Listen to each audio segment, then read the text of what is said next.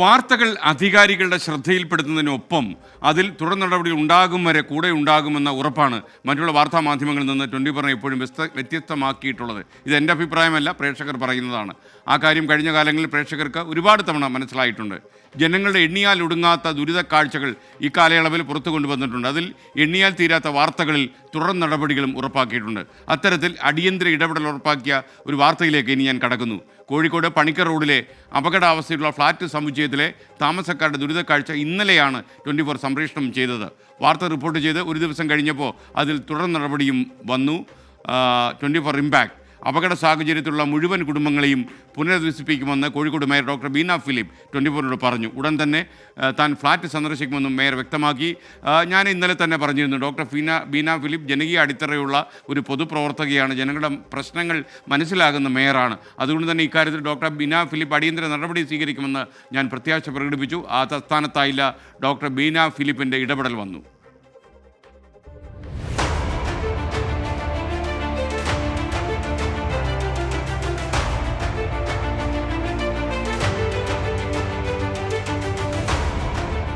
ഒരു കൂട്ടം മനുഷ്യർ ജീവിക്കുന്ന ഒരു കെട്ടിട സമുച്ചയത്തിൻ്റെ ദൃശ്യങ്ങളാണ് ഇപ്പോൾ നിങ്ങൾ കണ്ടത്.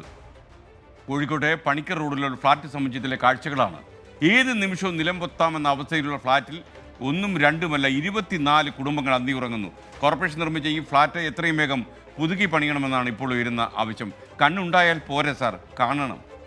കാലപ്പഴക്കത്താൽ ജീർണിച്ച ഫ്ളാറ്റ് സമുച്ചയം, അതിൽ ജീവൻ പണയം വെച്ച് ജീവിക്കുന്ന അനേകം കുടുംബങ്ങൾ, അവിടെ നിസ്സഹായാവസ്ഥയാണ് ഇന്ന് നമ്മൾ തുറന്നു കാണിക്കുന്നത്.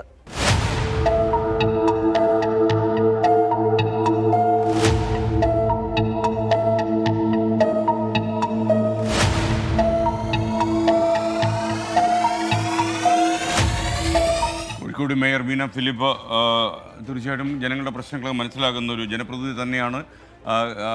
മേയറുടെ ഒരു ഇടപെടൽ ഈ കാര്യത്തിൽ വേണം. കാരണം തെരഞ്ഞെടുപ്പ് കാലമാകുമ്പോൾ മക്കളെ ചക്കരയെന്നൊക്കെ വിളിച്ച് വോട്ട് ചോദിച്ചു വരും, പിന്നീട് അവരെ കാണാറില്ല എന്ന് പറയുന്ന ജനങ്ങളുടെ പരാതിയിൽ കഴമ്പുണ്ട് എന്ന് നിങ്ങൾ തെളിയിക്കരുത്. തീർച്ചയായിട്ടും ഇതിൽ ഇടപെടണം എന്നാണ് 24-ൻ്റെ ആഗ്രഹം.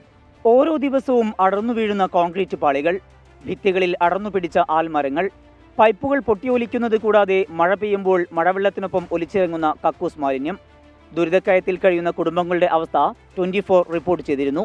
വിഷയത്തിലാണ് മേയറുടെ ഇടപെടൽ. അതിനകത്ത് നമ്മളൊക്കെ തീരുമാനം എടുത്തിട്ടുള്ളതാണ് കോർപ്പറേഷൻ. അത് നമ്മൾ അവരുടെ അർഹത പരിശോധിച്ച ശേഷം അത് തീരുമാനിക്കും, അത്രയേ ഉള്ളൂ. അത് കാര്യം കഷ്ടമുണ്ട്, ഏതായിരുന്നു പോയി കണ്ടേക്കാം. കാരണം അവരുടെ വീടിൻ്റെ മുകളിലൊക്കെ ആല് മുളച്ചു എന്നാണ് അവർ പറയുന്നത്.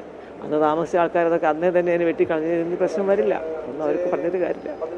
എന്തായാലും രേഖകൾ പരിശോധിച്ചിട്ട് അർഹതയുള്ളവരാണെങ്കിൽ അവർക്ക് കൊടുക്കുന്ന കാര്യം സർക്കാരിൻ്റെ തീരുമാനം കൂടെ നമുക്ക് വരേണ്ടതുണ്ട്. അപ്പോൾ അതുകൊണ്ട് നമ്മൾ കാത്തിരിക്കുകയാണ്. നമ്മളെടുത്ത തീരുമാനവും നമ്മുടെ കൗൺസിലിൻ്റെ മൊത്തത്തിലുള്ള അഭിപ്രായവും അവരെ സഹായിക്കണം എന്ന് തന്നെയാണ്. 1983 നിർമ്മിച്ച ഫ്ളാറ്റിന്റെ കാലപ്പഴക്കത്തിനൊപ്പം അറ്റകുറ്റപ്പണി നടത്താത്തതും കാരണം എപ്പോൾ വേണമെങ്കിലും നിലംപൊത്താവുന്ന അവസ്ഥയിലാക്കി. മഴ കനക്കുമ്പോൾ കുടുംബങ്ങളുടെ ആശങ്ക വർദ്ധിക്കുകയാണ്.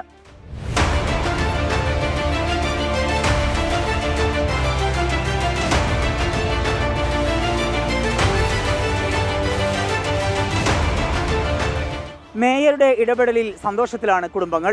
ഇനി നടപടി വേഗത്തിലാക്കണമെന്നാണ് ആവശ്യം. കോഴിക്കോട് നിന്ന് Sameer C Muhammad, 24.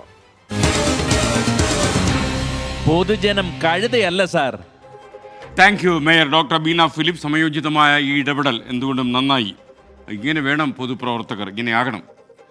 പാറൂസ് world of quiz and ഫണ്ണിൽ എന്ന് പറയുന്നു. SKN കോളനി എന്നല്ല, ഇനി മുതൽ നഗർ എന്നാണ് എന്നെൻ്റെ 6ാം ക്ലാസ്സിൽ പഠിക്കുന്ന മോള് പറയുന്നു. ആ മോളാണ് എൻ്റെ ഗുരു. മോള് പറഞ്ഞതാണ് കറക്റ്റ്.